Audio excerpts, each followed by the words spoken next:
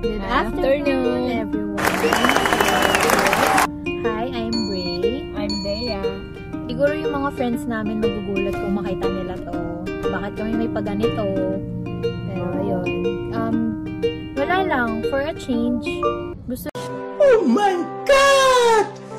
Gusto lang din namin minsan, or ngayon, gusto lang namin mag-share ng thoughts, kung ano yung mga opinion namin sa mga bagay-bagay. So, do expect na may mga susunod pang ganito. So, since Christmas is coming, so naisip namin na why not share tayo ng thoughts about Christmas? Since yun nga, palapit na yung Pasko. So, let's start? Okay. First, how do you describe Christmas? Christmas para sa akin is love and peace. Yun yung unang pumasok sa isip ko. Love, bakit? Kasi dun mo maalala lahat ng mga, kunwari ako, mga kailangan mong regaluhan, kailangan mong batiin sa Christmas, mga pupuntahan nyo. Peace, bakit peace? Kasi parang ano siya, season ng kapatawaran, parang gano'n. Mahirap mag-celebrate ng Pasko, lalo birthday ni Papa God na may mga galit ka dito, galit ka dyan. Peace lang, parang happy. Ikaw, Bray. I describe Christmas, syempre love din. It's all about love, it's all about sharing. Diba? Ganun naman ng Christmas eh. Sineselebrate natin yung birthday ni Papa God or kung ano man tawag nyo kay Jesus. Yun, it's all about love lang talaga and sharing. Yun lang naman din yung, ako personally, yun lang din yung ginagawa ko. Doon ko pinaparamdam yung love ko and care sa pag-aalala ko sa mga people, ganyan, sa mga friends, diba, gift. Yun naman yun eh, tapos magsasalo-salo ang family. So yun yung Christmas para sa akin. Love and sharing. Next. What do you do before Christmas or yung mga preparation na ginagawa nyo? Ako, dahil wala dito yung airmat ko, sa ibang lugar, sa ibang bansa, pagsapit talaga ng bare months, gusto ko, may tema kami, anong ganap namin, like, saan ka magpapasko? Yung airpat ko, yung kapatid ko, total may kanya-kanya kaming partner, mag-brainstorm kami kung saan kami magpapasko, kung saan magdedesperas, kung magaganon, maghahanda. Pwede naman yung iba, tulad ng airmat ko, uuwi siya dito. E di dapat automatic lahat, nasa bahay lang, ganon. Siyempre, andyan na yung pinaka-favorite kong part na maglalagay kami ng mga Christmas lights, Christmas decorations, ganon. Lalo na yung magbibigay ako ng gifts sa mga relatives ko, kamag-anak ko, lalo na sa mga kapatid ko, airmat ko, ganon. Yun talaga yung pinaka-the best nun sa mga preparation bago mag-Pasko. Ikaw?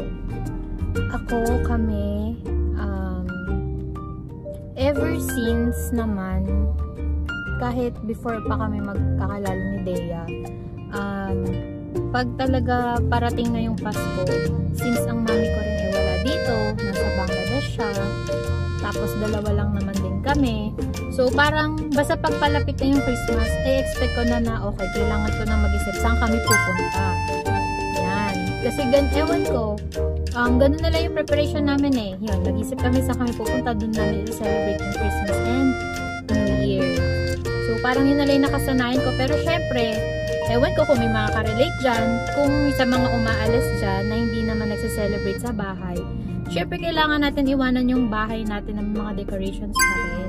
Kailangan natin i-welcome yung blessings. Kailangan natin i-feel yung presence ng Christmas, diba? Yun. So, nagde-decorate pa rin naman kami. Ayan. Next. Kung saan nyo ba prefer? Like out of town, out of the country, or stay at home. Yan. Saan kayo? Ako, bahay talaga. Yun yung nakasanayan ko mula bata ako noon. laging sa bahay, laging pagsapit ng Burmans, kaya nga nasabi ko kanina, automatic niya, magre-ready na kami ng mga decorations namin, kukontak na kami kung sino mga dapat pupunta sa bahay or kami pa pupunta doon. Brainstorm kayo, set up ng tema ng ano nyo na Christmas, ano nyo, season nyo. Yun talaga, ako, Pilipinas talaga the best. Pero relasputin natin yung mga ano, mga gusto lumabas, out of town, out of the country. Kasi iba-iba naman tayo eh. Iba-iba naman yung gusto natin. Ngayon lang ako naka-experience nung nakilala ko nga yung ganung tema nila. Unang araw pa lang nila. Oo, may parang, pwede nga pala yun. Yung pag during Christmas talaga, na, yung Christmas ano, na araw, nasa ibang lugar. Parang, depende talaga nga. May mga ganung anong tao. feeling? Okay naman, diba? Okay naman, pero syempre, nandun pa rin yung puso ko sa nakasanayan ko na iba pa rin pag talaga, pag sa bahay. Sama-sama kayo, video okay. Bigayan ng gifts. Pero may gano'n din naman sa kanila, may mga bigayan ng gifts. Pero nasa labas na kayo. Yun lang naman pinagkaiba. Nasa labas lang sila. Wala lang sila sa bahay. Ikaw, anong explain mo yung ganong side nyo na during Christmas talaga, lumalabas kayo? As in. Kasi guys, ito na nga. Ganito kasi yon. Syempre, ang mga magulang natin, tumatakas yan. Kaya ayaw nila sa bahay para walang mamasko. Tipid-tipid. You know? So, yun din yung reason. Bakit yun pala yung reason, no? Yun din talaga yung reason. Bakit wala kami sa bahay. Dahil yun ang sabi ng mami. Yan. Para daw, yun, iwas gastos. So, yun nga.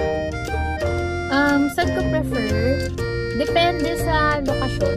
Depende sa mapag-usapan namin. Kasi, well, wala pa naman din akong napupuntahan na nag-out of the country kami. Wala. Puro out of town lang. Like, Subic, or kung saan man. Yun, ganun-ganun na yung pinupuntahan namin. Yun, out of town. Tapos, dun, kasama minsan yung family. Kasama talaga yung family. Tapos, dun na kami nag-exchange gift. May mga palaro, ganyan. So, yun, di ko alam kung naiintindihan nyo, pero yun yung prefer namin na nakasanayan namin na out of town talaga. Yan. To end this content, ewan ko, magme-message lang kami ng thoughts namin. Ikaw, anong gusto mong i-share sa kanila? Message, since malapit na yung Pasko. Para sa akin, ang lesson ko sa mga gantong season. Kasi yung laging hassle, di ba? Saan kayo magpapasko? O anong ganap, ganyan. Sa akin, give and take. Ikaw. Yes. So, baka lang nagtataka kayo, ba't kami tingin sa labas? Kasi nasa labas talaga kami. Nasa parking kami. So, yun. Napapatingin kami. Sorry. Yun. So, going back, message to all. Wala naman akong ibang gustong sabihin. Kundi, share lang tayo ng love natin. Kasi Pasko eh. Paramdam natin yung love natin sa mga tao. Oo, marami dyan may kaaway, maraming may kagalit. Kung kayang palipasin muna.